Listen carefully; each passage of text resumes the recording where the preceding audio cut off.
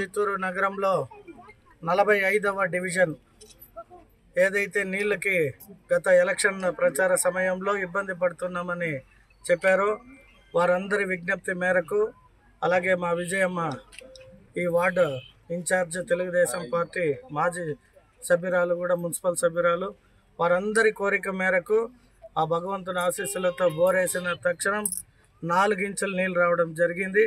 కాబట్టి ఈ bore motor ఈ చుట్టుపక్కల ప్రాంత ఏదైతే వాటర్తో ఇబ్బంది పడుతున్నారో వారందరికీ కూడా నీటి సమస్య తీరిపోయింది. అలాగే ఇక్కడికి విచ్చేసిన సందర్భంలో ఈ రోడ్డు ఏదైతే పెండింగ్ ఉంది, వర్షాలు పడినప్పుడు ఇబ్బంది పడుతుందన్నారో ఇటువంటి అనేక రోడ్లు ఈ వార్డులోనే కాదు చిత్తూరు నగరంలో అనేక వార్డులలో అభివృద్ధి గత ప్రభుత్వంలో జరగలేదు. కాబట్టి తెలుగుదేశ కూటమి ప్రభుత్వంలో అద్భుతమైన రోడ్లు వేసి ప్రజలందరికీ కూడా ఆనందంలో ఉంచే విధంగా వారు ఇచ్చిన అర్జీలన్నీ కూడా స్వీకరించడం జరిగింది.